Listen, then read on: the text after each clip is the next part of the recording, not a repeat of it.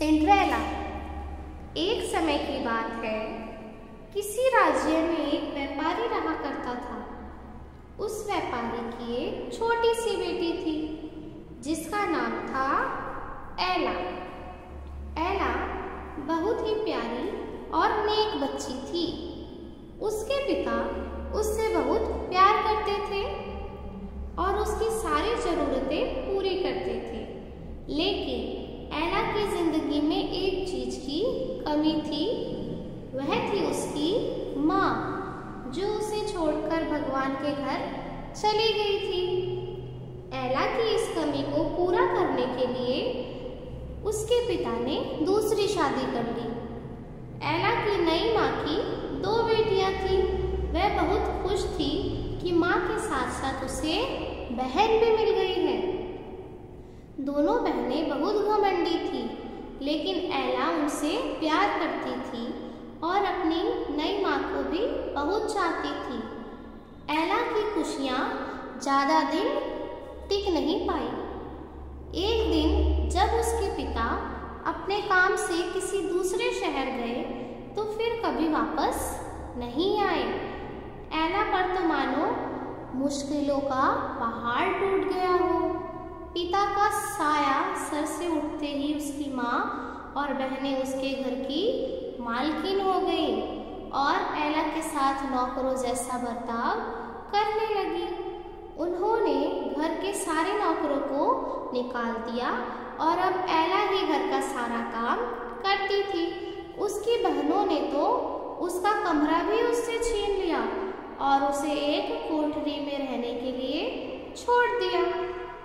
एला अपनी बहनों के पुराने कपड़े और जूते पहनती थी, सारा दिन उनके काम करती। कभी कभी तो एला इतना थक जाती थी कि अंगीठी के ही पास सो जाती। अक्सर एला जब सुबह उठती तो अंगीठी की सारी राख यानी सिंडर उस पर पड़ी होती। उसी के बहनें उसे सिंड्रेला कह के चिढ़ाती और इस तरह उसका नाम एला से सिंड्रेला हो गया। एक दिन राज्य में ऐलान हुआ कि महल के बहुत बड़ा आयोजन है और राज्य की सभी लड़कियों को बुलाया गया है ताकि राजकुमार अपनी पसंद की लड़की से शादी कर सके। राज्य की सारी लड़कियां बहुत खुश और उत्साहित थी। सिंड्रेला और उसकी बहन भी अपनी किस्मत आजमाने को बेचैन थी, लेकिन फिर सिंड्रेला की ये खुशी उसकी सौतेली माँ को रास नहीं आई और उसने सिंड्रेला को महल से जाने से मना कर दिया। बेचारी सिंड्रेला दुखी मन से फिर अपने काम में लग गई और सोचती रही कि इस वक्त उसकी बहन क्या कर रही होगी और राजकुमार देखने में कैसा होगा। सिंड्रेला जब इन ख्यालों में खोई हुई थी तभी वहां एक जादूगरनी आई। उसने सिंड्रेला को दुखी देखा तो उसकी मदद करनी चाही। सिंड्रेला सारी बात जादूगरनी को बताई। जादूगरनी ने सिंड्रेला से कहा, ओ प्यारी सिंड्रेला, मैं तुम्हारी मदद कर सकती हूँ। यह कहकर जादूगरनी ने अपनी छड़ी घुमाई और वहाँ पड़े हुए एक बड़े से कद्दू को एक बग्घी में बदल दिया।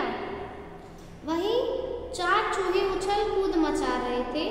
जादूगरनी की नजर उन पर पड़ी तो उसने चूहों को घोड़ा बना दिया।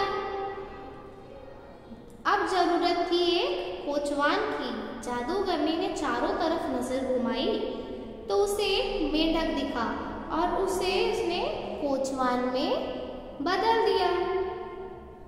सिंड्रेला ये देखकर हैरान थी। तभी जादूगरनी ने उसकी तरफ मुड़ी और अपनी जादू की छड़ी घुमा दी और पलक झपकते ही सिंड्रेला के मटमैले और फटे हुए कपड़े साफ और सुंदर हो गए। उसके पैर में टूटी हुई चप्पल की जगह सुंदर कांच की जूती आ गई। अब सिंड्रेला महल में जाने के लिए तैयार थी। जादूगरनी ने सिंड्रेला को विदा करते हुए कहा, बेटी तू अपनी इच्छा पूरी कर ले, लेकिन याद रखना रात 12 बजते ही ये सारा जादू खत्म हो जाएगा। सिंड्रेला जब महल पहुंची तो सबकी नजर उसी को देखने लगी। वह बहुत ही सुंदर लग रही थी। राजकुमार ने जब उसके साथ डांस करना चाहा तो सिंड्रेला की सौतेली बहन के साथ साथ वहां मौजूद सभी लड़कियां सिंड्रेला से जलने लगी, लेकिन कोई सिंड्रेला को पहचान नहीं पाया। राजा ने उसे देखते ही फैसला कर लिया था कि वह इसी लड़की से शादी करेगा। सिंड्रेला भी राजकुमार की आंखों में ऐसी डूबी कि उसे जादू करने की यह बात याद नहीं रही कि देखते ही देखते 12 बज गए। घंटी बजते ही सिंड्रेला को याद आया कि 12 बजे जादू खत्म हो जाएगा। सिंड्रेला बिना राजकुमार से कुछ कहे वहां से भाग निकली। वह नहीं चाहती थी कि राजकुमार उसे पुराने गंदे कपड़े में देखे और उससे नफरत करे। भागते वक्त सिंड्रेला की कांच की जूती महल में छूट गई। राजकुमार ने उठा ली। राजकुमार ने बहुत कोशिश करी सिंड्रेला को ढूंढने की, लेकिन वह उसे कहीं नहीं मिली।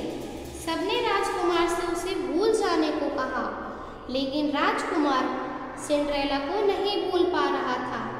आखिरकार सारे राज्य में ऐलान हुआ कि जिस लड़की के पैरों में वह जूती आएगी, राजकुमार उसी से शादी करेंगे। राज्य में तो तूफान आ गया था। हर लड़की राजकुमार से शादी करना चाहती थी।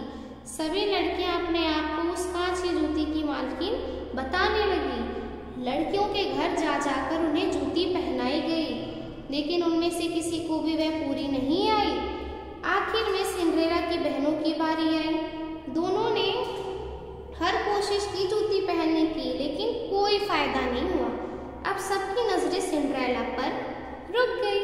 सिंड्रेला ने जब उसे पहना तो वह जूती उसके पैर में आ गई जैसे उसी के लिए बनी हो।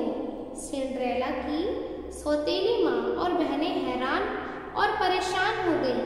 किसी को भी उम्मीद नहीं थी कि वह सुंदर लड़की सिंड्रेला हो सकती है।